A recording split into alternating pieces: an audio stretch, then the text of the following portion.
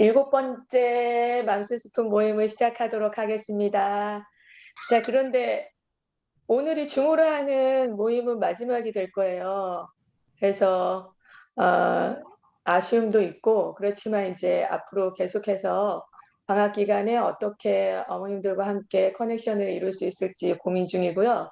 그리고 또 이어서 한 달 쉬고 나서 이제 저희가 계속해서 하가스쿨은 다시 오픈합니다. 그래서 이 부분에 대한 광고는 제가 뒤에서 또 나눌 거고요.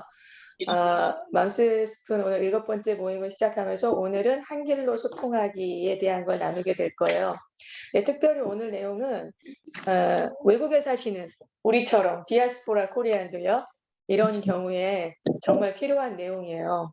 아이들을 외국에서 키우다 보면은 우리가 여러 가지 한국하고는 상황이 다른 시간들 우리가 지나가게 되거든요. 그런데 거기에서 오는 세대 간의 격차나 이 모든 부분들에 대해서 어떻게 우리가 이걸 넘어갈 수 있겠는가에 대한 부분들을 오늘 집중적으로 나누게 되겠습니다.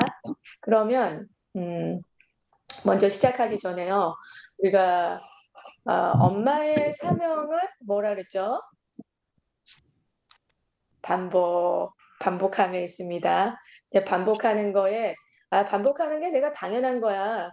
내가 또 말해주고 또 말해줘야 돼. 근데 우리 아이들이요 아침에 묵상하고 성경 읽기를 끝내야 돼요. 근데 요 녀석들이 자꾸만 꾀를 부려갖고 학교 갔다 와가지고 하려고 막 한단 말이에요.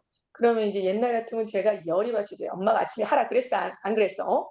아침에 해야 되는 거야 이거 막 이랬을 텐데 저도 이제 시간이 지나가면서 점점 바뀌면서 반복해서 얘기해 주는 거가 나의 마땅한 사명이다라고 생각을 계속 하면서는 이게 그냥 편안하게 얘기하게 되더라고요. 그래서 얘네들이 아침에 하다가도 또 중간에 막 또 저녁으로 넘어가려고 할 때 타이밍을 잘 봐요. 아무 때나 얘기하면 이게 충돌이 생기니까 아무 때나 아무 얘기를 건네면 애들이 받아들일 수 없는 상황에 충돌이 생겨요. 그건 어머님들도 마찬가지입니다. 우리가 억셉트할 수 있는 시점이 있고 받아주지 못할 때가 있어요. 애들에게. 그러다 보니까 이 타이밍은 굉장히 중요해요. 그래서 아이들한테 어떤 시간이 되었을 때는 너희들이 이거는 원래 아침에 해야 되는 거지. 내일부터는 아침에 다시 시작해. 미리 아침이 돼서가 아니라 미리 얘기해주고 또 반복해서 얘기해주고 이제 화가 나지 않아요. 그렇게 해도 화가 안 나요. 왜냐하면 반복하는 게 나의 사명이기 때문에 반복해서 또 얘기해주고 또 얘기해주고 또 해줘야 되는 거 가장 기본적인 것에서부터 말씀을 먹이는 지점까지요. 반복하는 게 우리의 사명입니다. 자, 우리 황기선 집사님 잠깐 나누시면서 시작하실까요? 8주 거의 끝부분에 우리가 오고 있는데 어떠셨나요? 한참 만에, 그러니까 한참은 아니지만 그래도 이제 좀 하다가 안 하다가 다시 시작한 거라서 처음엔 조금 이제 좀 어색해하고 좀 힘들어하긴 했는데 이제 계속 하다 보니까 예전에 하던 것도 이제 기억이 나고, 그리고 아무래도 5학년이라서 제가 옆에서 앉아 있는 것보다 보통 혼자 다 하거든요. 지금 같은 경우는 이제 자기가 시간을 정해서 방학 때는 이제 오전에 아침 먹고 뭐 하든지 오전 오후에 한 번, 그다음 이제 한 번씩 하고, 그다음에 이 누르는 거에 재미를 들여서 제가 왜냐면 리워드를 했거든요. 그러니까 이걸 다 하면, 그러니까 목표치를 채웠어요. 저희는 처음에 이제 처음에 한 번씩 해서 하다가 이제 몇 번씩 할 수 있는 거를 제가 대강 너는 일주일에 몇 번 정도 할 수 있을까 해서 먼저 우리 한번 해보자. 그리고 한번 그다음에 목표를 하나씩 조금씩 높여갔어요. 그러니까 그렇게 하다 보니까 본인도 재미가 있나 봐요, 이게. 그리고 제가 이제 이거가 다 끝나고 나면 너에게 이제 네가 원하는 거고 이렇게 하나씩 뭘 조건을 딱 걸고서 하니까 잘 돼요. 잘 돼요. 되게 잘 되고 이 숫자가 점점 늘어나는 거에 대해서 본인이 되게 기뻐해요. 엄마 나 오늘 이번 주는 이만큼 했어. 왜냐면 한 주가 끝나고 나면 선생님한테 이제 이번 횟수가 이만큼이 됩니다 해서 알려줄 때 물어보면 엄마 이번 주는 이만큼, 이번 주는 이만큼. 근데 계속 올라가고 있어요. 100개씩 올라가고 있어요. 그래가지고 습관이 이게 진짜 중요한 것 같더라고요. 계속 할 수 있는 습관. 지금은 학교 갔다가 와서부터 시작을 하거든요. 이제 그때부터 시작하고 제가 중간에 시간이 되면 학교에서 오는 중간 차에서도 시키기도 하고요. 네. 아직까지는 너무 잘하고 있어요. 다행히. 아, 그러니까 크니까 뭐가 이리워 내가 원하는 만큼 받아야 되는 게 본인들도 있는 거. 근데 그렇게 하니까 되더라고요. 어릴 때는 같이 막 해야 되고 제가 하는 부담도 되게 많았는데 이제는 이제 막내는 그런 식으로 하고 저는 둘째는 이제 들려주는 남성으로 제가 계속 하고 있기 때문에 아, 네네, 잘하고 있어요. 하고 있어요, 저희는. 네, 제가 하강은 이렇게 하라 이제 보내드렸죠. 혹시 다들 읽어보셨나요? 읽어보시면서 어떠셨어요? 그 우리 춘미 사모님 이 부분에 대해서 좀 나눠주시면 좋을 것 같아요. 제일 아니, 아니. 뭐랄까 스테이블하게 지금 잘하고 계시기 때문에 더 많은 팁이 필요해요. 우리는 하가의 동선과 좌표에 대한 부분에서요. 좀 더 다른 가정들마다 각자의 동선 좌표를 깃발을 꽂을 만한 어느 지점들이 그 지혜들을 우리가 모아서 다른 부모님들이 이거를 잘해갈 수 있도록 줄 필요가 있거든요. 네. 추미 사모님 어떠셨어요? 동선과 좌표 읽으시면서? 제가 왜 웃는지 아시겠죠? 왜요? 아니, 제가 못 읽어보셨어요? 네, 못 읽어봤어요. 읽으려고 했는데 진짜 마음은 읽고 꼭 들어와야지 했는데 아침마다 저희가 남편하고 제가 꼭 산책을 해요. 아이들 8시 반에 데려다 주면 옆에 타인헤드 파크가 있어서 그래서 제가 실은 이제 이렇게 2년 전에 유방암 연기 판단을 받았어요. 그래서 그 2년 동안 이제 계속 이렇게 운동을 꾸준히 그래서 하루에 한 40분에서 50분은 남편하고 항상 걸어요. 아침에 아이들 데려다 주면서. 그래서 갔다 오고는 이제 오늘은 바빠서 아침을 못 먹어서 또 막 먹을 거 뭐 조금 준비하고 이런다고 읽고 들어오질 못했어요. 죄송해요. 그래서 끝나고 괜찮습니다. 읽어야 될 것 같아요. 네, 괜찮습니다. 제가요, 간단하게 설명을 드릴게요. 하가의 동선과 좌표에 대해서 읽어보시면서 제일 먼저는요, 우리가 동선을 찾기 전에 우선은 말씀 한 구절을 가지고 시작할 때요, 음률을 놓아주는 거 굉장히 중요하고, 포인트를 잡는 거 중요합니다. 절들을 나눠서 하시는 거 중요하고요. 그런데 그때 보면은 특히 로마서 말씀이 그래요. 다른 성경보다도 곧, 이는, 그러므로, 그런즉 이런 말들이 되게 많아요. 그러면 아이들이 이 부분을 지나갈 때 되게 헷갈릴 수 있겠잖아요. 그러면 어머님들이 도와주셔야 되는 부분은 곧 나올 때는 뭐 어떤 모양으로든 저는 곧, 이는, 그러므로, 그런즉 무릇이 또 많이 나와요. 무릇 어떤 시기든 간에 그 중요한 지점들을 지날 때 사실 중요한 것이 아니라 이게 연결이 안 돼요. 아이들이 하다 보면은 중요한 내용들은 잘 가고 있는데 무릇이 빠지고 이는이 빠지고 곧 빠지고 이런단 말이죠. 그래서 요 부분들을 거기다가 아이들한테 이는 이러면서 같이 검사해 줄 때요. 이는 곧 그러므로 포인트를 잡아주시면서 하는 거 되게 많이 도움이 돼요. 그리고 거기 보면은 길게 느리는 부분, 짧게 가는 부분, 예수 그리스도의 종 바울은 예를 들면 이렇게 가는 것들 이제 요 정도면 이제 팁을 얻으시면서 가실 수 있고요. 그 다음에 동선과 좌표에 대한 거는 앞으로 어머님들이 가셔야 되는 부분이기도 합니다. 제가 8가지 부분들을 올렸는데요. 우리 그때 수인이네 수림이 어머님이 그때 이런 얘기를 나눠주셨어요. 차량 안에서 갈 때 아이들이 너무 집중을 잘한다고. 그죠? 그런 부분들을 찾으셔야 돼요. 저희 집에서는 식탁에서 합니다. 아이들이 12학년, 8학년, 6학년 아이들이요. 제가 이제 식사를 준비가 다 끝날 때쯤에는 제가 먼저 시작해요. 여호와의 율법은 완전하여 시작하면 아이들이 이렇게 식탁에 모이면서 그 말씀을 읊조리면서 모여요. 그리고 제가 시동을 먼저 거는 거예요. 여호와의 율법은 완전하여 영혼을 소생시키시며 그럼 우리 둘째가 엄마 거기 틀렸어 이러면서 이제 오면서 자리에 와서 앉는 거예요. 그러면 이제 딱 자리에 앉으면 각 가정별로 뭐 몇 번을 한다. 뭐 식사기도 대신 해도 되고요. 그리고 아멘하고 이제 식사기도 대신 시작해도 되고 각 가정마다 가족들이 함께 할 수 있는 깃발을 꽂을 만한 좌표를 찾는 거 중요합니다. 짧지만 굉장히 중요해요. 짧지만 왜 중요한지가 우리가 뒤에 에스겔서 말씀에서 나오게 될 거예요. 왜 중요한지.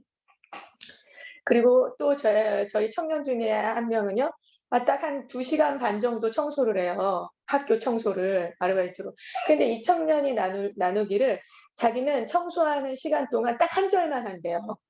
저희 청년부에서도 로마서를 하거든요. 근데 이제 딱 한 절만 하는데 처음에는 그게 쉽지 않더니 한 절만 계속 2시간 반 정도 하다 보니까 이 청년이 말씀을 올리기도 하고 제일 먼저 음성 파일로 계속 연결된 말씀들을 올리거든요. 근데 제일 먼저 올려요.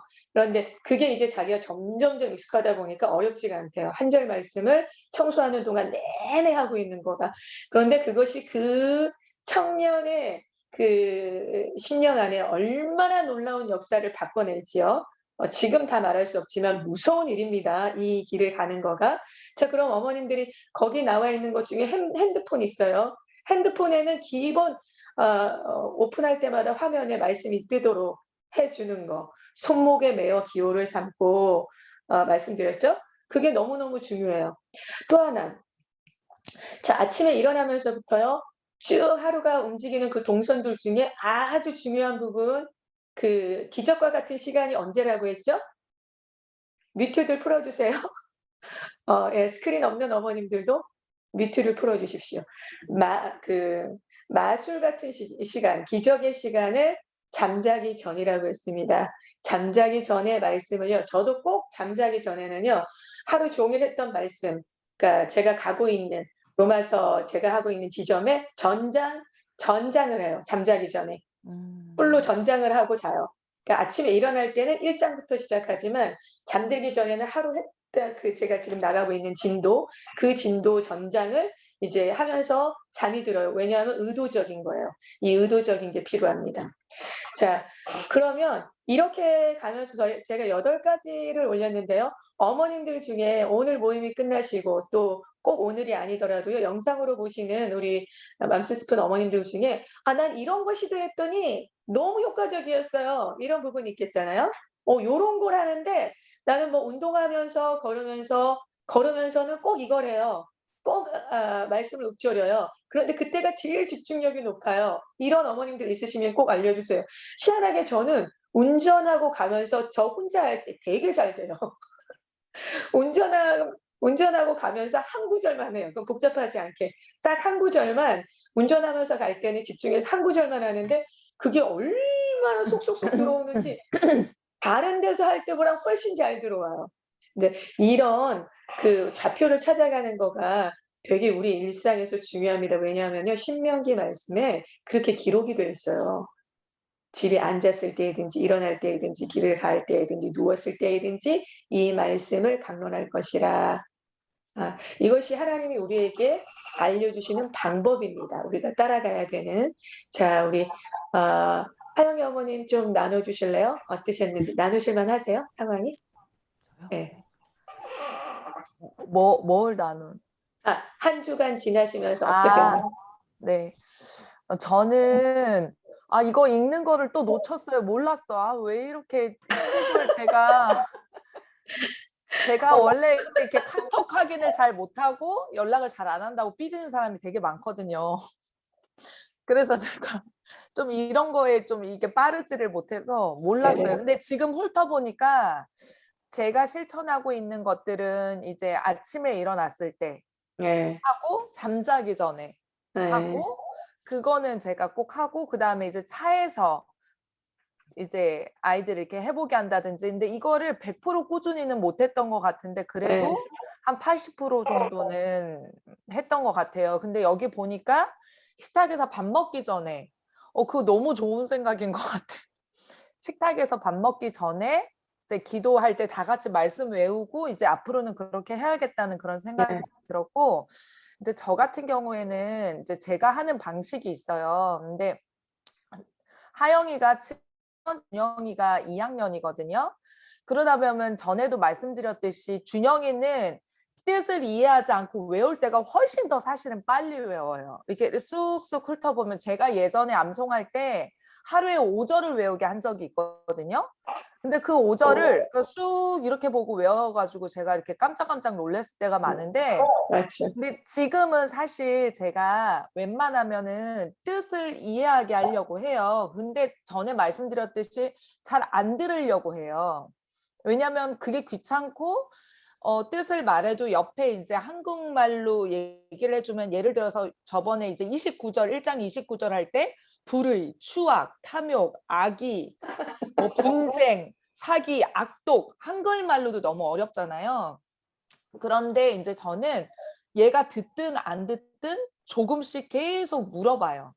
그 설명을 해주고 그게 무슨 뜻인지 그럼 다시 한번 생각하고, 이게 한 몇 주 되다 보니까 얘가 조금씩 이해하려고 하고, 요즘에는 제가 이거를 먼저 공부를 하고 이거를 한국말로 바꾸고 한국말로 또 바꾸는 거를 좀 더 쉽게 이해하기, 전 국어 사전도 막 찾고 그다음에 뭐 이렇게 주석 성경도 찾고 그럴 때가 있거든요. 제가 잘 이해가 안 될 때는.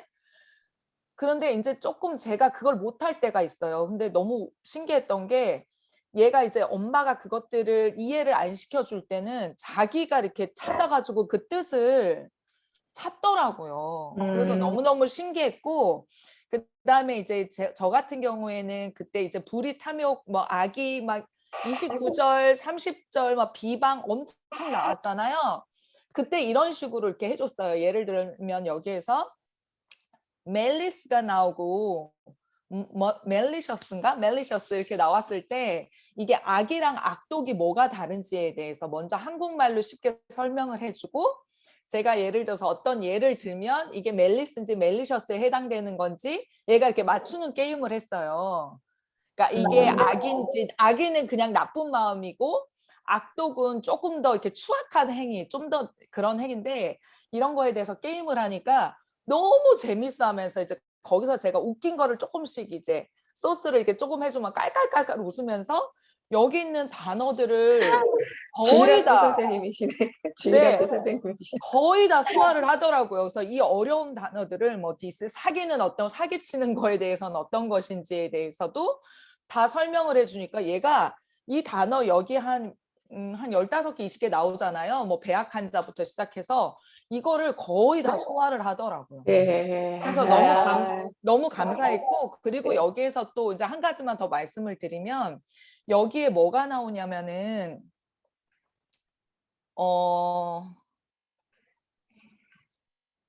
여기에서 그게 나오는데, 그게 준영아 뭐지? 그거 부모를 거역하는 거 말고, 능욕하는. 능욕하는 거. 네, 능욕하는 게 그 국어 사전에 이렇게 여기 인설런트를 다시 찾아보니까 그 인설런트 뭐였지, 준영아 뜻이? 버릇없는 거. 준영이가 지금 학교를 안 갔거든요, 오늘 아파서. 근데 바로 대답을 해주네요. 인설런트가 뭐지 했더니 버릇없는 거, 무례한 거. 그래서 여기는 능욕이라고 돼 있지만 버릇없는 거, 우리는 큰 죄를 뭐 이렇게 막 살인을 하고 뭐 도둑질을 하고 이런 것만 죄라고 생각하는데, 여기에서 부모의 말씀을 거역하고 버릇없는 것도 똑같은 하나님의 사형에 해당된다라고 나오는 거예요. 예. 그래서 이거에 대해서 주제를 무겁지는 않지만 정확하게 얘기를 해줬더니 얘가 굉장히 당황을 하더라고요. 하면서도 네. 부모에게 이제 이렇게 버릇없고 사람들에게도 버릇없는 것도 하나님이 싫어하시는구나, 이렇게 조금씩 배워가면서 이렇게 하니까 너무 좋은 것 같아요, 진짜. 예, 지금 우리 하영이 어머님 같은 경우는 그냥 진정한 강론에 들어간 거거든요. 근데 어머님들이 이렇게 들으시면은 굉장히 이렇게 자괴감을 느끼세요. 아니, 저렇게 해야 되는 건가? 아니, 나 아니, 어떡하지? 나 저는 아는 게 없네. 막 이러면서 굉장히 자괴감을 느끼시고, 난 도대체 뭐 하는 엄마야? 이런 생각을 느끼시겠지만, 괜찮습니다. 괜찮습니다. 우리도요, 솔직히 지금 어머님들도 잘하고 계신 중이에요. 어머니로서.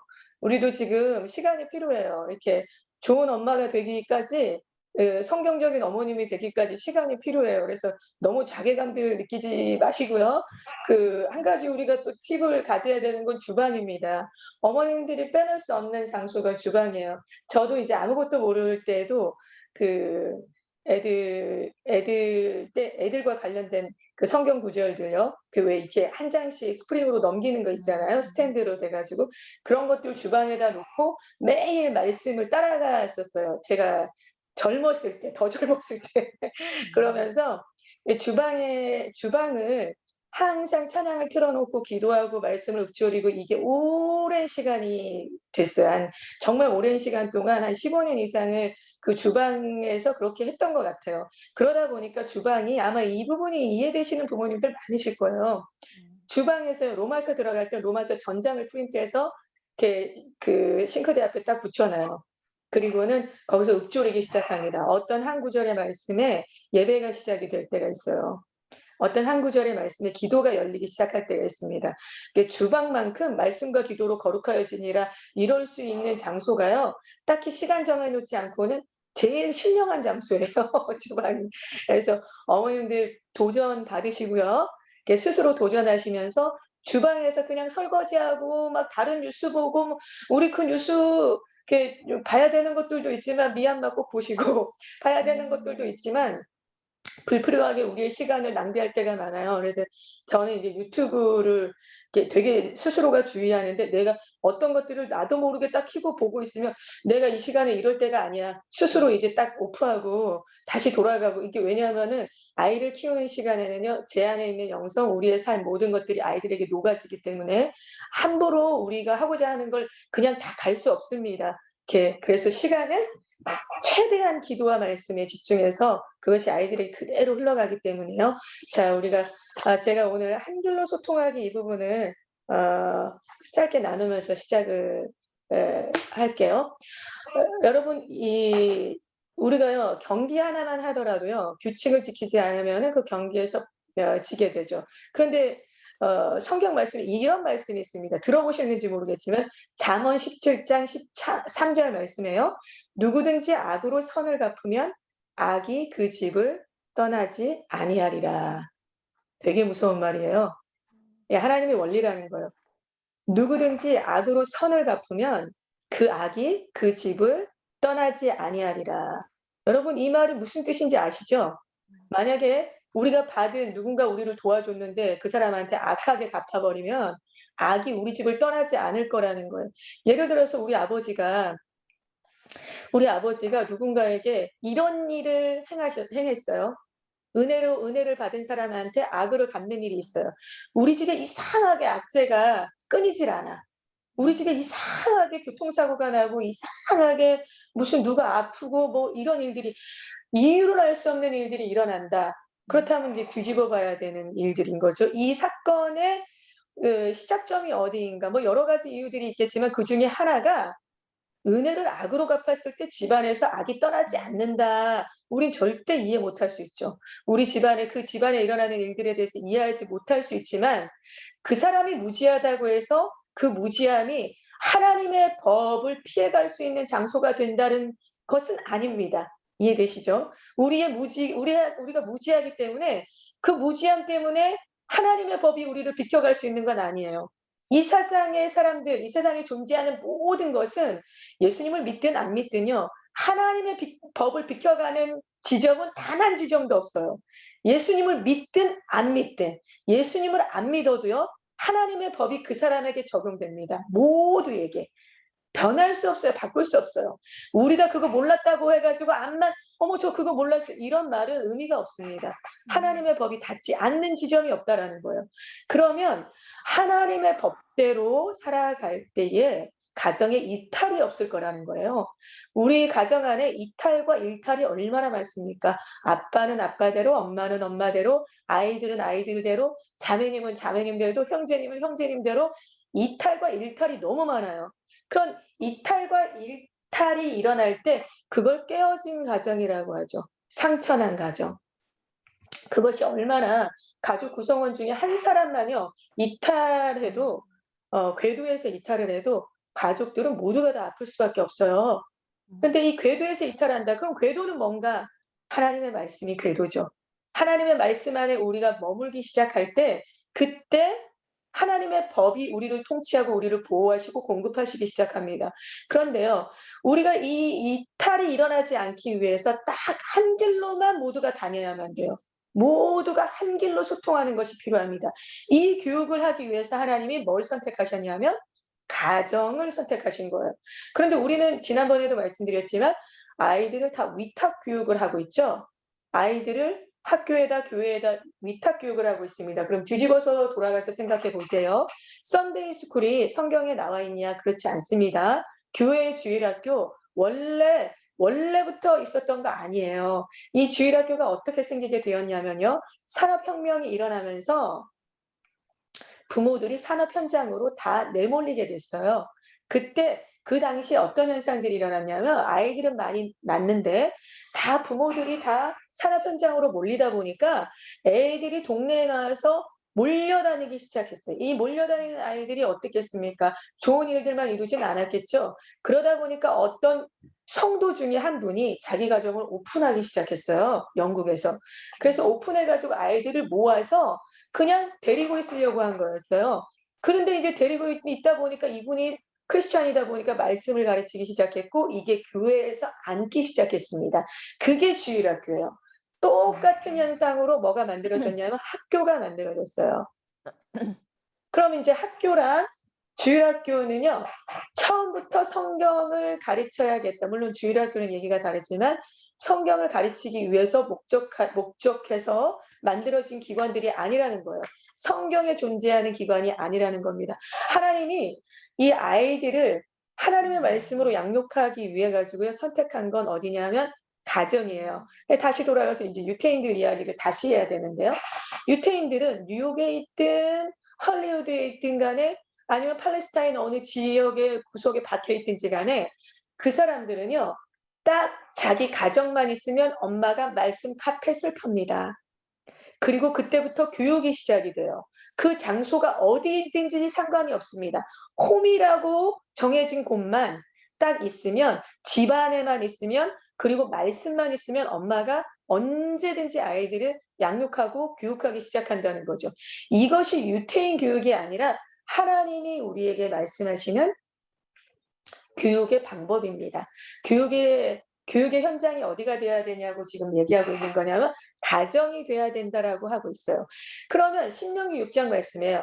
내 자녀에게 부지런히 가르치며 하기 전에 하나님은 뭐라고 먼저 말씀하시냐면 부모들로 하여금 이 말씀을 너는 마음에 새기라.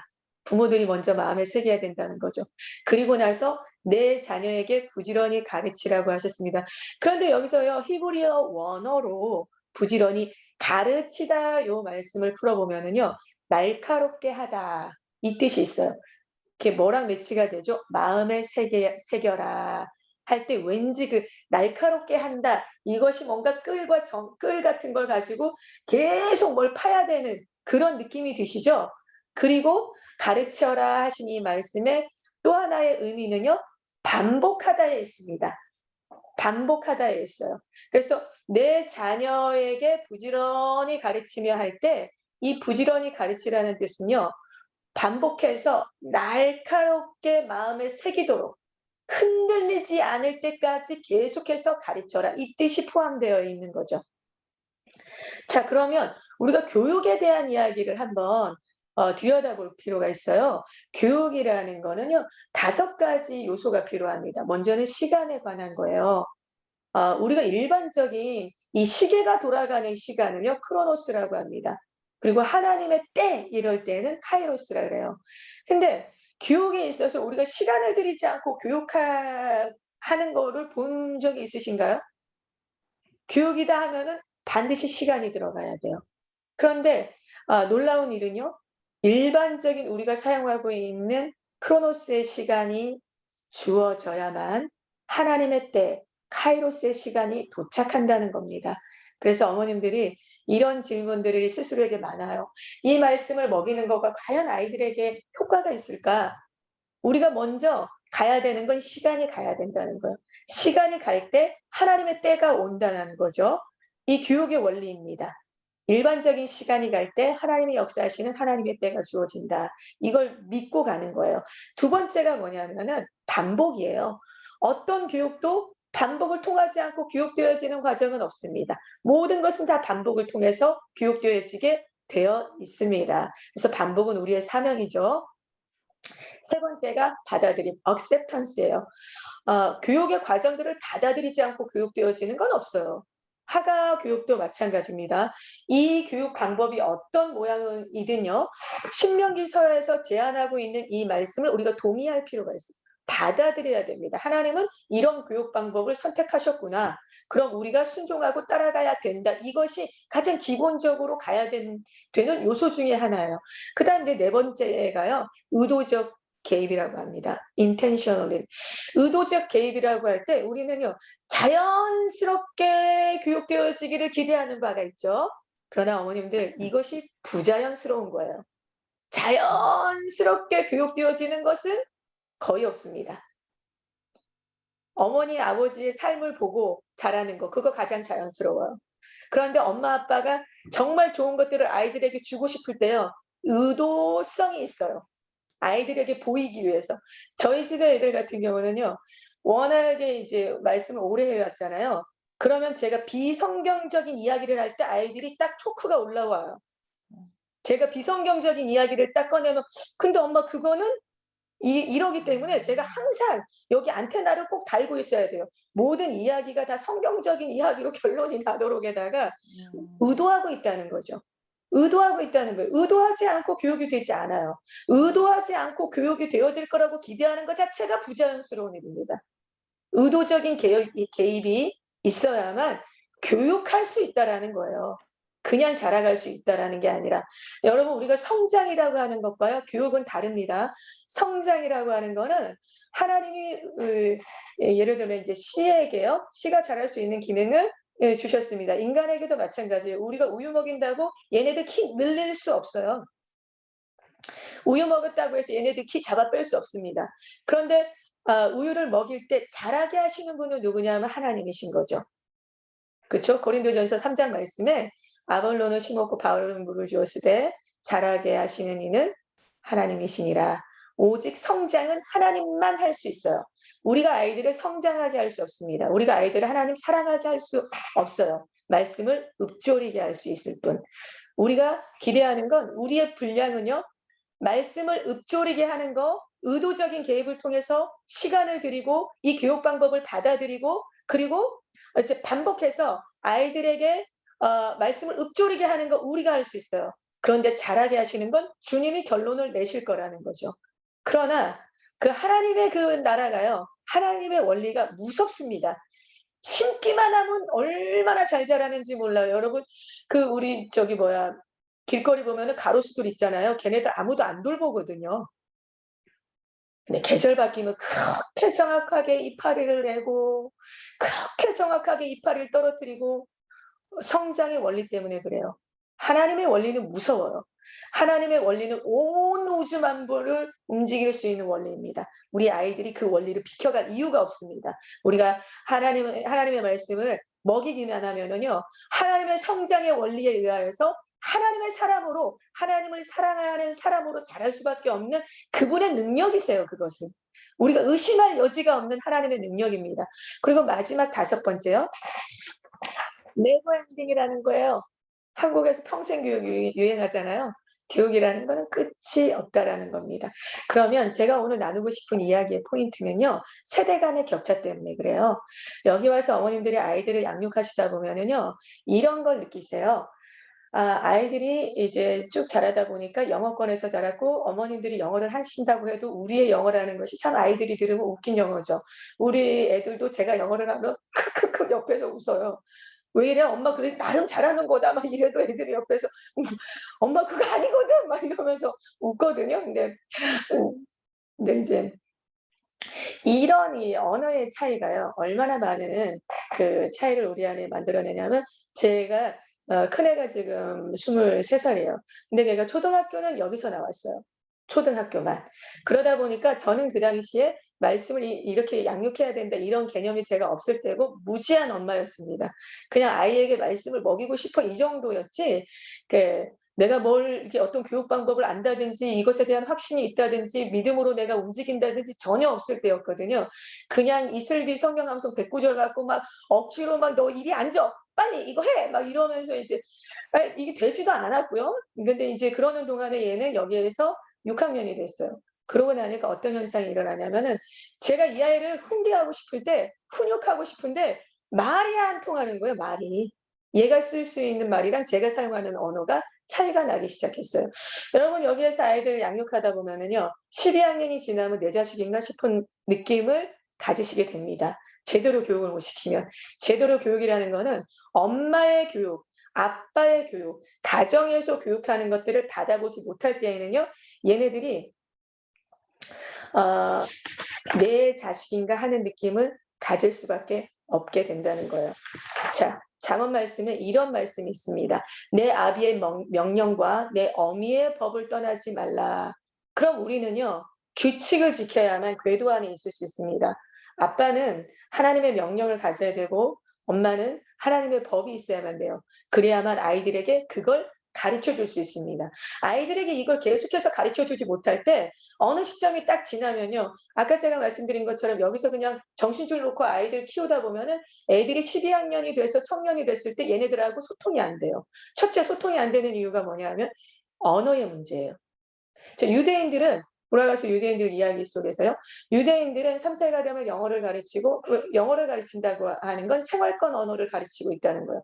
5살이 되면 그 다음부터는 히브리어를 가르치게 된다고 하는데요. 히브리어를 가르치는 이유가 뭡니까? 말씀을 교육하기 위해서요. 그리고 그들은 실제로 히브리어를 사용하고 있습니다. 자, 그러면 양육의 주체인 어머니가요. 한국어를 쓰고 있다. 영어를 세컨 랭귀지로 할 수 있다. 라고 하지만 우리의 세컨 랭귀지라는 것이 문화를 담아내기 굉장히 어렵습니다. 뭐 그런 어머님들도 계세요. 영어를 잘 하실 수 있는 어머님도 있어요. 그렇지만 실제적으로 우리 안에 많은 한계가 있습니다. 그렇기 때문에 영어로 예를 들어서 영어로 성경을 속 시원하게 풀어서 아이들에게 가르칠 수 있는 엄마. 예를 들어서 애들이 어떤 잘못을 했을 때 그것을 훈계하는데 속 시원하게 영어로 그걸 훈계할 수 있으면서 엄마의 감정과 진리를 다 담아내서 영어로 말할 수 있는 엄마 괜찮습니다. 그렇지 않다면요. 우리는 아이들에게 뭘 가르쳐야 되냐면은 한국어를 가르쳐야 됩니다. 한국인 정체성은 둘째 문제예요. 이것은 두 번째 문제입니다. 왜 우리가 한국어를 가르쳐야 되냐면 교육의 주체인 나와 교육의 대상자인 내 아이 사이에 어떤 걸림돌도 없어야 하기 때문이에요. 내 아이와 나 안에 언어로서 어떤 걸림돌도 없게 하기 위해서 한국어를 꼭 가르쳐야만 합니다. 이것은 본의 아닌 필수 사항이 돼버렸어요. 그래서 어머님들 아이가요 지금 자라버린 아이들은 어쩔 수 없지만 아직도 어리다 할 때에는요 한국어를 반드시 가르쳐야 됩니다. 저희 남편은요 저희가 그런 아픔을 지났죠. 저희 큰애가 훈육이 안 돼요. 그러니까 훈육하고 싶은데 얘가 깊이 있게 어떤 자세한 설명대로 들어가면 못 알아들어요. 그래서 모든 것들이 단편적으로 끝나버리는 시간을 우리가 지나다 보니까 저희 셋째 넷째는요. 물론 이제 둘째 같은 경우는 한국에서 반대로 초등학교를 걔는 또 한국에서 지냈어요. 그리고 이제 셋째부터는 막내는 여기서 그 초등학교를 계속 여기서만 보내고 지금 6학년이 됐어요. 근데 저희 남편이 절대 영어를 집에서 쓰지 못하게 해요. 그 이유는 한국인의 정체성은 두 번째 문제입니다. 훈육할 수 있는, 양육할 수 있는, 훈계할 수 있는 하나님의 말씀을 가르쳐야 되는 부모가 부족한 건 저희가 부족한 거죠. 저희가 영어가 아주 정말 능숙하다면 문제가 없어요. 그렇지만 그렇지 않다면 어머님들 반드시 주의하셔야 돼요. 내가 어떤 이야기를 해도 내 아이가 그걸 알아들을 수 있는 언어를 가르쳐야만 된다는 거예요. 두 번째가 한국인의 정체성이고 하나님의 말씀을 이 아이들에게 충분히 가르치기 위해서는요. 반드시 모국어가 필요합니다. 모국어 가르치는 거 빼뜨리시면 안 돼요. 중요한 부분이에요. 특히 우리처럼 해외에 나와서 살고 있는 어머님들 반드시 영어가 아니라 한국어를 가르치셔야 돼요. 한국어를 반드시 해야만 됩니다. 이게 너무 중요해요. 그래야 엄마가 훈계할 때 무슨 이야기인지 알아들어요. 그렇지 않으면 나중에 아이 붙잡고요. 너는 네 나라 살고 나는 나 나라 사는 그런 현상이 일어날 수밖에 없다는 거예요. 자, 두 번째 이유는요. 공통 언어를 사용하기 위한 거예요. 제가 지금 한국어 얘기했지만 우리가 하나님의 말씀을 하나님의 언어라고 했습니다. 그런데 아이들이요, 학아 교육을 통해 가지고 말씀을 끝까지 읊조리는 과정들을 지나가게 되고요. 그리고 어머님이 나중에는 본의 아니게 가르치게 돼요. 예, 제가 어제 우리 막내딸을 데리고 잠깐 이제 장을 보러 갔다 오는데, 예, 저희 막내가 이렇게 물어보더라고요. 엄마, 크리스찬이 바람 피는 거 괜찮은 거예요? 이때는요, 어머니 무슨 신호로 받아들여야 되냐면, 하나님의 말씀을 부지런히 가르쳐야 되는, 강론해야 되는 시간입니다. 집에 앉아있을 때든지, 일어날 때든지, 길을 갈 때든지, 누웠을 때든지, 일어날 때든지, 이 말씀을 강론할 것이라 풀어서 설명하는 거, 그때 어머니 안에 어떤 세계관이 있느냐가 이 아이에게 그대로 관통되어지는 시간입니다. 그 어떤 시간보다도요, 엄마에게 1대1로 이 말씀을 듣는 시간. 그러나 그것이 그러니까 시간을 정해놓은 것이 아니라 자연스럽게 생활 속에서, 그러나 어머님의 의도가 개입된 이 교육은 가장 아이들에게 정확하게 자리 잡을 수 있는 포인트가 되는 시간이에요. 지난번에 우리 춘미 사모님이 엄마가 나만 불러다가 앉혀놓고 성에 대해서 나눴다고 하셨잖아요. 그게 지금까지 기억이 되는 것처럼 아이들의 교육에서는 그게 너무너무 중요한 포인트예요. 엄마가 나하고 1대1로, 그러나 너무 자연스러운 지점에서 성경을 풀어서 이야기해 줄 수 있는 거. 그렇기 때문에 어머님들이 말씀이 있어야 됩니다. 이때 제가 건넨 이 이야기는요, 제가 뭐 쭉 설명을 했죠. 그 시간 안에. 그리스도인으로 사는 것까지 설명하지 않았겠습니까? 그럼 딱 이렇게 설명이 들어졌을 때, 자, 그 다음에요, 이 아이가 사용할 수 있는 언어와 제가 사용할 수 있는 언어는 동일 언어가 되어지기 시작합니다. 같은 가치관을 갖게 될 거라는 거예요. 같은 뷰, 같은 세계관을 갖게 될 거라는 거예요. 우리가 아이들 여기서 키워서 다 컸는데 이 애가 내 자식 같지 않다라는 데는 몇 가지 이유가 있겠지만 가치관이 너무 달라버리는 거예요. 얘네들이 생각하는 가치 기준과 내가 생각하는 가치 기준이 달라요. 뭐 그게 전혀 상관이 없으면 문제는 안 되는데, 그런데 이것이 하나님의 나라를 비껴가 버리는 것이 되었을 때에는 중요한 문제가 됩니다. 우리 모두가 다 어떤 공통 언어를 사용해야 되냐면 궁극적으로 하나님의 언어가 통용이 돼야 된다는 거죠. 내 아이가 사용하는 언어도 하나님의 언어고, 그 아이가 영어를 썼든 한국어를 썼든 하나님의 말씀에 있는 언어를 쓸 수 있어야 되는, 그거는 가치관에서부터만 나올 수 있는 언어인 거죠.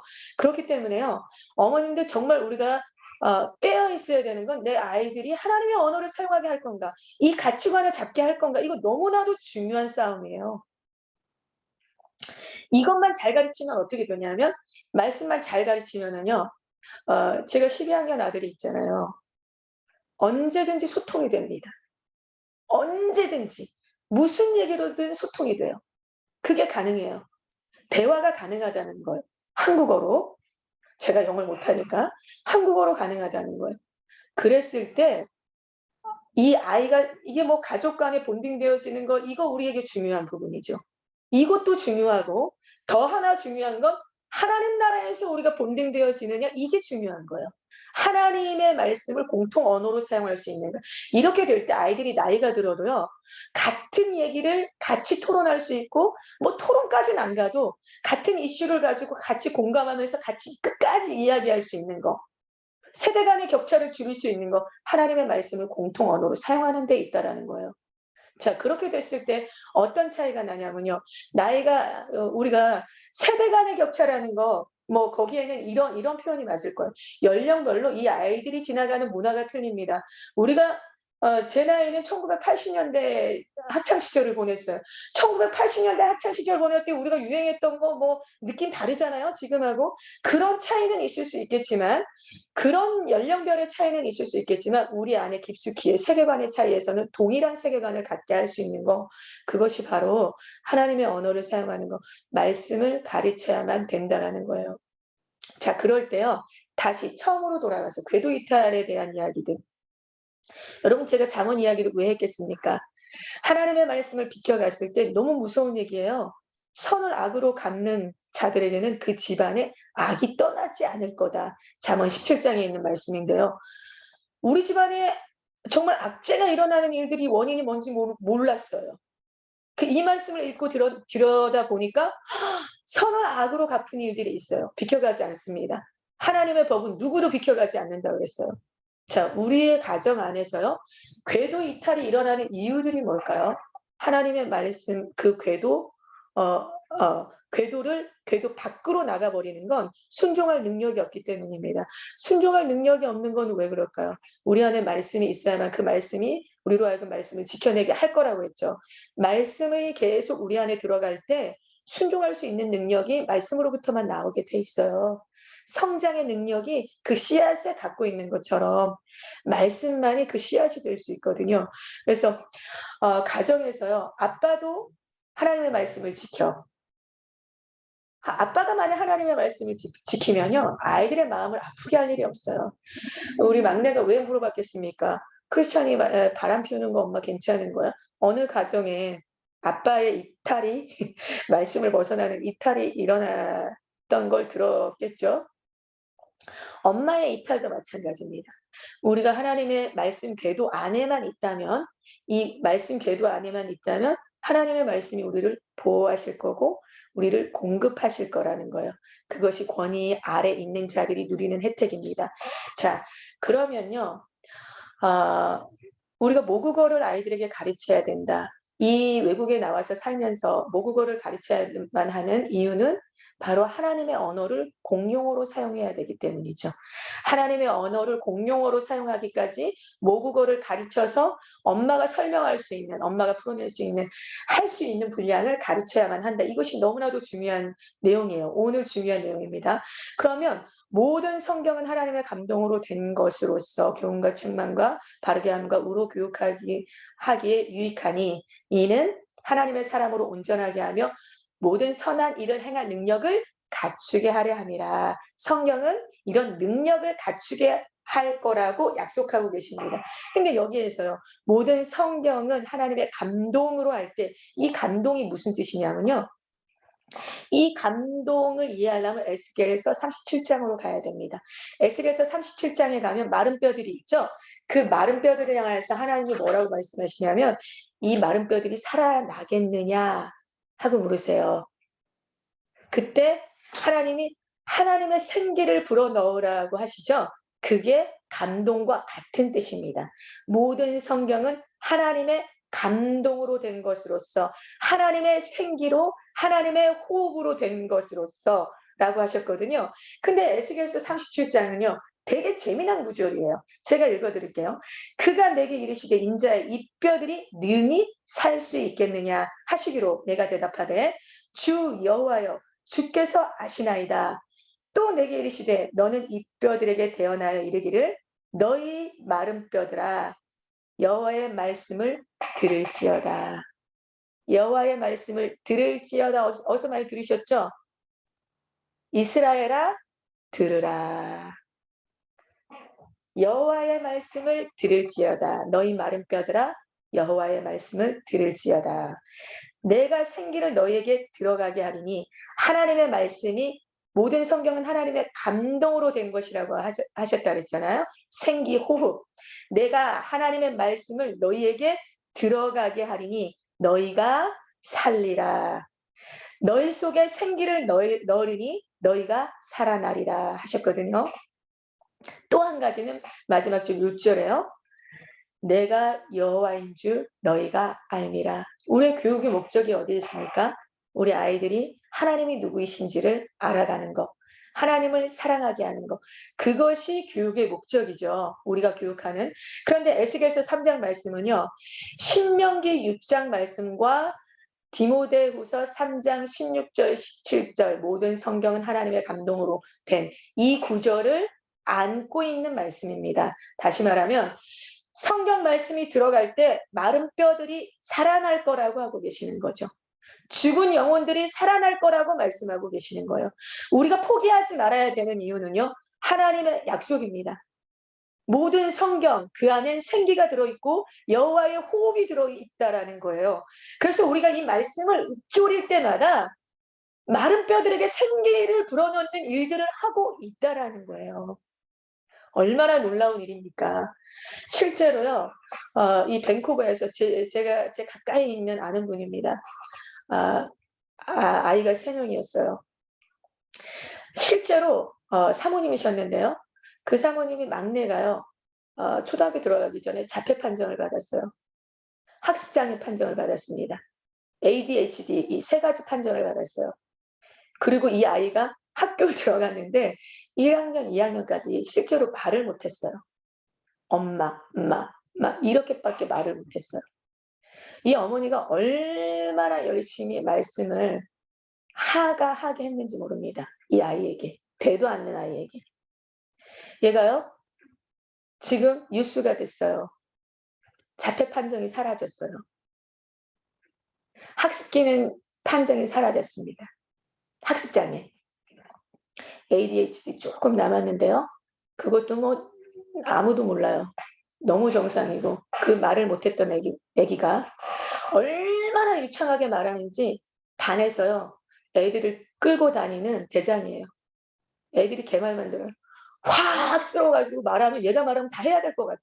그런 애가 됐어요. 마른 뼈들이 살아나는 역사. 우리가 포기하지 말아야 되는 이유가 여기에 있습니다. 어머님들 우리 아이들에게 어떤 능력이 주어졌는지 모르잖아요. 모세 어머니가요. 요게벳이 이 아이를 그 바구니에 담을 때 이 아이가 모세가 될 거를 알았겠습니까? 몰랐어요. 우린 우리 아이들을 모릅니다. 하나님은 알고 계세요. 이 아이들 안에 죽어있는 영역들이 이 말씀을 통해서 살아날 거거든요. 이 아이들의 스스로도 알지 못했던 지점들이 하나님 그분에 의해서 그분의 말씀에 의해서 이 아이들이 마른 뼈들이 살아날 거라고 믿어지시죠? 네, 이 역사가 우리의 일상입니다. 우리가 말씀을 읊조리는 모든 순간이요 하나님의 호흡이 전달되고 있는 지점이에요. 정말 아멘입니다. 우리 김수연 집사님, 온유 어머님 잠깐 나눠주실래요? 네. 은혜 어머님 아멘하고 채팅란에 올리셨네요. 감사합니다. 저는 사실 영어를 못하기 때문에 한국어만 알려줬고 한국어를 굉장히 잘하는 아기로 키우고 있었던 거에 대해서 한 번도 감사한 적이 없거든요. 왜냐하면 그냥 내가 할 수 있는 게 한국어니까 그렇게 생각했는데 오늘 지금 말씀해 주신 거에 보니까 온유와 나의 통어라는 걸 처음으로 감사했어요. 왜냐면 캐나다에서 사는데 영어를 모르고 엄마가 영어를 못 알려주니까 그거에 대해서 항상 미안한 마음만 있었거든요. 근데 오늘 처음으로 내가 온유랑 이 한국말을 하는 게 되게 감사한 일이구나라는 걸. 감사하다 맞아요. 반드시 하셔야 되는 일입니다. 우리가 영어 못하는 게 감사하죠. 우리 수연 집사님 그 온유 하나가요. 민족을 살린 에스더가 될지 누가 알겠습니까? 그 아이 안에 있는 하나님의 DNA가 그러니까 나라와 민족을 살릴지 어떻게 알겠습니까? 우리에게 허락된 자매님들이요. 집에서 참 정신 나간 짓 할 때 많으시죠. 그러나 주님은 이 아이들 속에 있는 에스더를 보고 계시고 룻을 보고 계시고 마리아를 보고 계시거든요. 우리 눈이 무지해서 그걸 못 볼 뿐입니다. 이 아이들 안에 있는 하나님의 사람을 보지 못하는 게 통탄할 일이고 무지한 중에도 그저 보이지 않지만 믿음으로 하나님 앞에 나라와 민족을 살릴 하나님의 자매님들이 되시길 네, 고백했으면 좋겠고요. 자, 어머님들 중에 지금부터는 나누는 시간이에요. 그래서 들은 이야기시든 어떤 내용이든 간에 나눠주시면 좋겠고 우리 신성년 집사님 지난주에 못 들어오셨는데요. 어떠세요? 나눌만 하신가요? 우리 충미 사모님 좀 먼저 나눠주시고 우리 혜미 집사님이랑 신성란 집사님 그리고 우리 애영 사모님 나누실 수 있는 분들 화면 잠깐 켜주세요. 우리 저는 구혜정 그 집사님도. 네. 지난주에 그 온유 어머니 김수연 집사님 머리 그 염색하셨죠? 너무 예뻐요. 자, 하트 너무 해드리고 날려주세요. 싶었어요. 하트 날려주세요. 아니 정말 너무 예뻐요. 와 너무 잘하셨어요. 잘 어울리세요. 맞아요. 네, 저는 어쨌든 이 모임 저희가 교회에 뭐 화요일, 목요일 모임이 있다 보니까 이제 수요일에 이 모임이 생긴 게 처음에 되게 부담스러웠어요. 저는 이제 오후에 일을 나가는 사람이라 오전에는 좀 쉬고 집안일 하는 돼야 되는데 맘수스푼이 수요일에 있어서 이제 수요일에 할 수 있겠노라고 대답을 해놓고는 막상 생기니까 부담스럽게 시작을 했지만 매번 모임 때마다 우리 신지 사모님 나눠주시고 또 우리 어머님들의 정말 한 분 한 분에 나눠주시는 게 너무 은혜가 돼서요. 이 모임을 전 사수하고 있습니다. 너무 좋아서. 그리고 감사합니다. 우리 아이들의 학과는요. 사실 제가 남편 믿고 시작한 거거든요. 네네. 근데 이제 항상 아이들의 암송은 항상 제가 도맡아 왔던 터인데 요번에는 남편을 믿고 시작했는데 어땠을까요? 근데 저희 남편이 남편만은 잘해요. 본인이 외우고 본인이 되게 열심인데 아이들까지 이끌 힘은 좀 부족한 것 같더라고요. 저도 외울 뿐더러 아이들이 완벽하게 외우도록 계속 도와주거든요. 그동안의 저의 방식이. 지금 주일학교 아이들 그렇게 하고 있고 저희 아이. 그런데 하가까지는 제가 한 1, 2주 전부터 제가 놓치고 있어요. 저희는 영어를 외우다 보니까 제 용량 초과가 된 것 같아요. 18절이 넘어가면 19절부터 제가 다 저는 남편만 믿을게 했는데 남편도 본인만 외울 뿐 아이들은 그냥 4-5번 읽고만 지나가게 하니까 애들이 지금 잘 못 외우고 있는데요. 감사하게도 한 주가 더 주어져서 이번 주까지는 2장 3절까지 외우고 다음 주 한 주는 복습을 주셔서 너무 감사해하고 있습니다. 다시 마음 고쳐먹고 열심히 해보겠습니다. 감사합니다. 네, 감사합니다.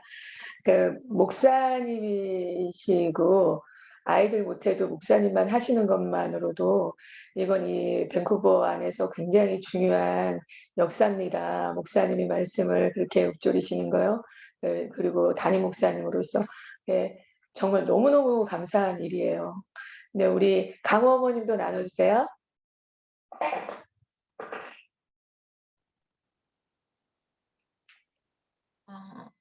저희는 이게 이번에 처음 시작하는 거였는데 지금 7주 정도 지나면서 애들도 하고 저희도 지금 엄마 모임 하고 있잖아요. 네, 근데 하면 할수록 두 가지인데 하나는 내가 많이 부족하구나. 뭐 나의 그동안 잘못했던 거 그리고 부족한 것들 그런 거를 많이 보게 되고 느끼게 되는 것 같고 또 반대로는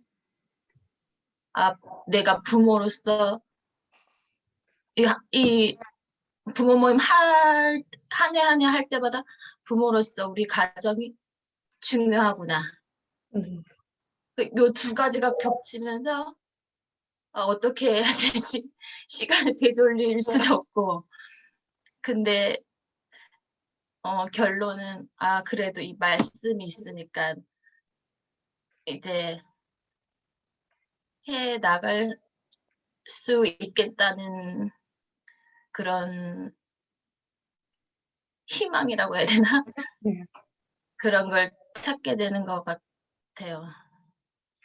네, 우리 강혼의 가정은 예수님을 믿은 지 얼마 안 되다 보니까요. 엄마로서 되게 당황스러움이 있을 것 같거든요. 그러니까 하나님 말씀도 잘 모르고 믿음 생활 하는 것도 잘 모르다 보니까 어머님들 그런데 믿음 생활 오래 하신 어머님들도 아마 똑같은 느낌이실 수 있으실 거거든요. 나 지금 뭐가 뭔지 아무것도 모르겠어. 나 너무 아이들 가르치기에는 너무 무지해. 그리고 우리 저기 하영이 어머님 나눠주시는 거 보면 저렇게 해야 되는 거야? 막 이러면서 놀라시고 이러실 텐데. 예, 주님이 우리의 목자가 되셔서 우리를 이끄시고 계시죠. 예, 순간, 시간마다 때를 따라 돕는 은혜로 우리를 이끄십니다. 그래서 우리의 무지함을 온전하게 커버하실 수 있는 분, 우리 주 예수 그리스도시기 때문에 늘 언제나 우리의 답이십니다. 우리 혜미 집사님, 자, 출연하셨고요. 나중에 신성남 집사님, 그리고 구효정 집사님, 글로리아 사모님, 우리 정은혜 집사님은 아이들 때문에 좀 어려우시고, 나누실 수 있는 분들 다음 이어서 스크린 열어주세요.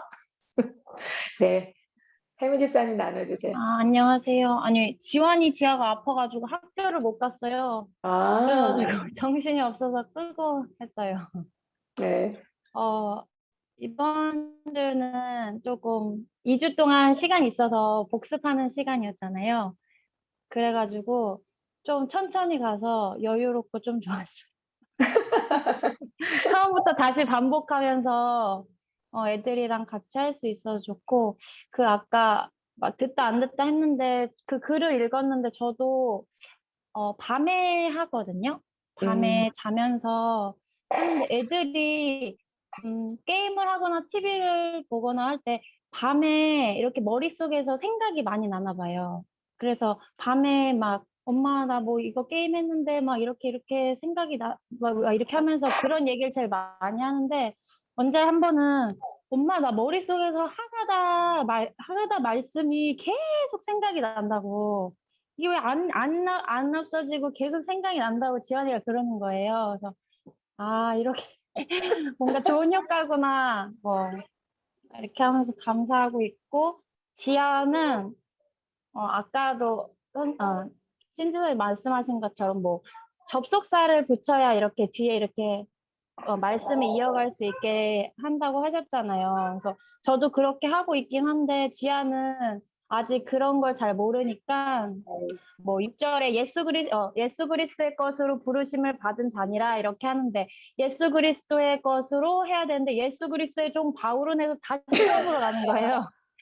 그래서 1절부터 6절까지를 무한 반복을 하는 거예요. 그래서 아직 거기까지밖에 안 해왔으니까 그렇게 막 무한 반복을 하는 거 보고 그거 아직 많이는 못 외웠지만 그것도 감사하다 하고 있고 요즘 참 감사한 것 같아요.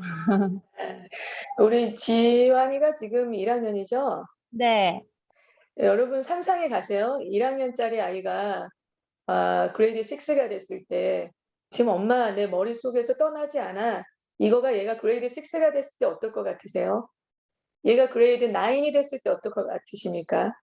얘가 그레이드 12가 됐을 때 이 교육을 12학년까지 이 교육을 계속 갔을 때 지환이가 어떨 것 같으세요? 상상이 가십니까? 우리가 상상할 수 없어요. 하나님이 이 말씀의 씨 안에 있는 능력을 그대로 사용하실 걸 우리 믿어야만 합니다. 하나님이 일하실 거를. 네, 너무 소망이에요.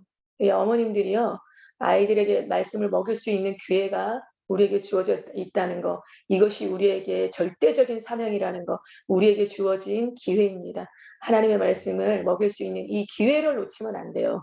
정한 시간이 있습니다. 이 시간 지나면은 하고 싶어도 못해요. 그래서 우리 어머님들의 수고가 저는 항상 감동이에요. 아까 충미 사모님도 나누셨지만 어머님들이 나눠주시는 그 내용들 하나하나가요, 제 마음에 얼마나 눈물이 되고 감동이 되고 기쁨이 되는지 몰라요. 그래서 나눠주시는 것들마다 이렇게 이 수고를, 하나님 나라를 향한 이 수고를 드려지는 거. 우리 아이들이 우리의 아이들이 아니잖아요. 사실이 하나님의 자녀들인 거고 하나님 뜻대로 다 살아야 되고, 그게 그 아이들을 가장 행복하게 합니다. 그 아이들이 하나님 만드신 대로 살아갈 때 가장 행복합니다. 우리 지원이 어머님 괜찮으세요? 나눠주실 만한가요? 못 들으시는 것 같고. 제가 조금 짧게 나누고 네, 하는데요. 네, 저도 이제 사가스쿨을 이렇게 같이 하면서 이제 시연이는 지금 이제 4월 되면 만 2살이 되는데 네. 그 뜻을 알지 못하더라도 그냥 이렇게 어쨌든 따라하기 힘들면 이제 제가 해주면 들려주기라도 하면 듣고 갑자기 무의식으로 막 그런 생각이 나는 거예요, 얘도. 음. 이해해서 입력이 된 게 아니라 그냥 무의식에 저장돼 있다가 어느 순간 그 말씀을 따다다다 이렇게 할 때 제가 너무 신기하기도 하고 어린 나이에 할 수 있다는 것이 그 언어를 뭐 읽고 쓰고 이런 거 잘 못하더라도 너무 감사한 것 같아요. 그리고 둘째는 그냥 얻어 듣는 거죠. 첫째가 이제 해주고 제가 해줄 때 조금만 얻어 들으면서 혼자 있을 때 또 이렇게 막 무의식적으로 또 얘기하고 그 애기 발음으로 이렇게 얘기하는 거 보면서 아이들이 알든 모르든 그 무의식적으로 애들이 어렸을 때부터 그냥 저장시키는 거 이게 너무 중요하구나. 그리고 너무 감사하다는 생각이 들면서 저도 사춘기 때 힘들었을 때 아주 옛날에 어려운 일들이 있었을 때 누군가가 이렇게 말씀을 문자로 보내줬던 것들이 그 말씀 자체가 저를 막 이렇게 세웠던 기억들이 막 나면서 너무 중요하고 너무 가장 귀한 것을 아이에게 주는 시간이구나 다시 또 깨닫게 되는 것 같아요. 이 하가스쿨 하면서. 그래서 너무 감사하고 이게 이제 스스로 집에서 하라고 각자 하면은 또 강제성이 없잖아요. 할 때 하고 놓치면 한참 놓치게 되는데 하가스쿨을 같이 하게 되면서 매번 이렇게 말씀 올려주시고 하니까 또 프레셔도 조금 저 엄마니까 그래 있으면서 또 그래서 또 하게 되고 어쨌든 그렇게 또 가게 되고 그래서 너무 좋은 것 같아요. 이런 연합이나 이 모임들이 네, 너무 유익하고 너무 감사하고 있어요. 특히 첫째도 그렇지만 둘째에게 아주 둘째에게 더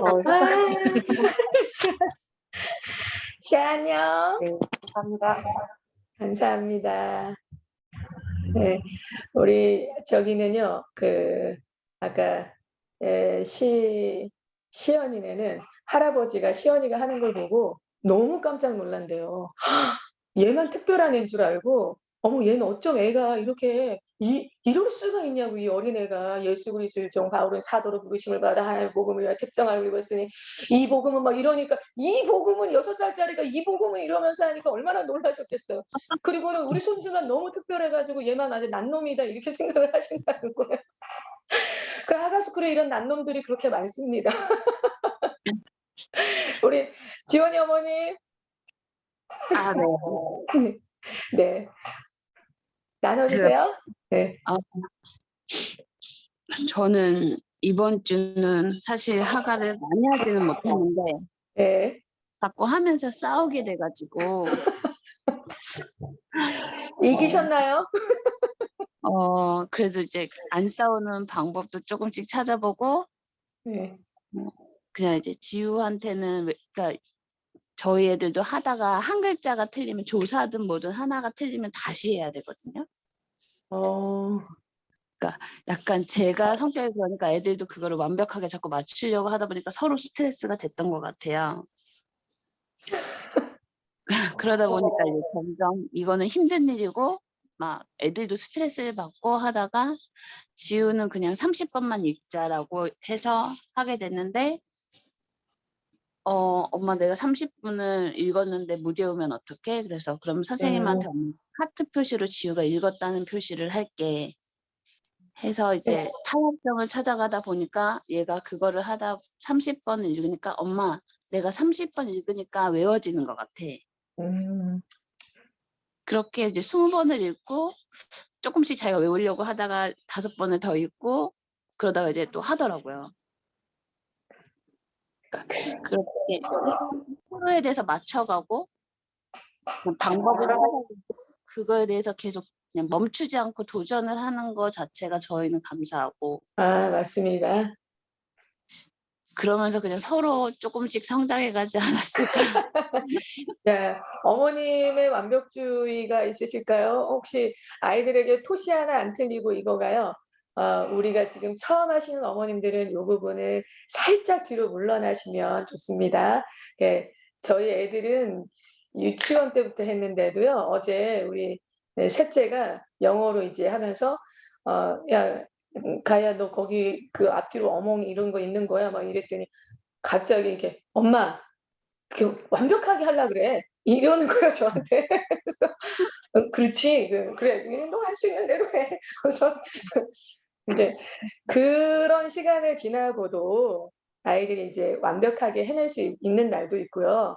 네, 그렇게 걔는 또 잘해요. 그러다가도 어떤 날은 또 집중이 안 돼서 또 완벽하게 못 해내기도 해요. 근데 우리가 완벽의 에너지를 들이면은 말씀 본질이 조금 약해져요. 이게 기우뚱해지니까 이제 아이들 완벽 이거는 그러니까 뒤로 살짝 우리가 물러나도 되는 스텝입니다. 그런데 우리는요, 우리가 그렇게 교육을 받았어요. 뭐 하나하나 탁탁 끝내야 되고 완벽하게 이렇게 끝내야 되고 틀리면 지우개로 팍팍 지워서 제대로 그냥 고쳤어야 되고 뭐 이렇게 우리가 교육을 받다 보니까 멋있게 반듯하게 그 제자리에 이제 놓여져야만 온전한 교육이라고 생각을 하는데 하나님이 그렇게 명령하신 적이 없으시고요. 부지런히 가르쳐라. 아이들을 노엽게 하지 말아라. 이 우리의 어떤 것 때문에 애들을 너무 꽉 줄 필요가 없다는 거예요. 그래서 지금 스테이지에서는 아이들이 가게 하는 것이 중요합니다. 메시지로. 이건 너무 중요한 교육이야. 이게 들어가는 게 중요하다고 했죠. 근데 우리 그 지원이 어머님도 얼마나 지금 짧은 얘기지만 저희 다 느껴지시잖아요. 엄청난 에너지를 들이면서 지금 수고하고 계시는 게 느껴지시잖아요. 맞아요. 그래서 서로가 아이들하고 충돌이 없이 좀 더 이렇게 장기전으로 가기 위해서 어머님이 이렇게 본성을 거스르는 수고로 살짝 뒤로 살짝 물러나 주시면 네, 애들하고는 훨씬 쉽게 가실 수 있을 거고요. 이번 텀을 지나고 우리가 이제 한 달을 쉬게 돼요. 다음 주 7주, 8주까지 하고 한 달을 쉬고 나면 저희가 두 번째 2021년도 하가스쿨은 4번 이루어집니다. 봄학기에 2번, 가을학기에 2번 해서 4번 이루어지게 되는데요. 지금 행정명령에 따라서 여름에 캠프를 할 수 있을지 없을지는 아직 미정이에요. 근데 모든 교회들이 다 연합을 해서 소망하기는 여름에 캠프하면 너무 좋거든요. 캠프하고 나면은 아이들이 그냥 확 탄력을 받아요. 그래서 어머님들 기도해 주세요. 우리 아이들이 꼭 여름 캠프를 할 수 있도록 기도해 주시고 저희가 하가스쿨 2021년도 2번째 텀은요. 5월 21일 날 시작이 됩니다. 그래서 어머님들 지금 가고 계시는 어머님들은 뭐 거의 다 그냥 가실 거라고 생각이 되고요. 그다음 새로운 어머님들과 아이들이 또 등록을 하게 될 텐데 지금 하가스쿨 가고 맘스스프는요. 저희가 이제 한 달 동안 방학을 하는 동안에 어떻게 맘스스푼을 이렇게 짧게라도 이어갈지를 지금 제가 우리 팀들하고 얘기를 나누고 있는 중이고요. 어떤 모양으로든 지원이 나갈 겁니다. 그리고 지금 방학 기간 동안에요. 2장까지 계속 해주시면 돼요. 그래서 들려주는 로마서는 2장까지 계속해서 나가게 되고 이 들려주는 로마서를 따라가시면서 방학 동안에 2장까지 마치시면 저희가 2021년도 2번째 텀은 3장부터 시작합니다. 어머님 너무 막 흥분되지 않으세요? 아이들이 3장을 간다?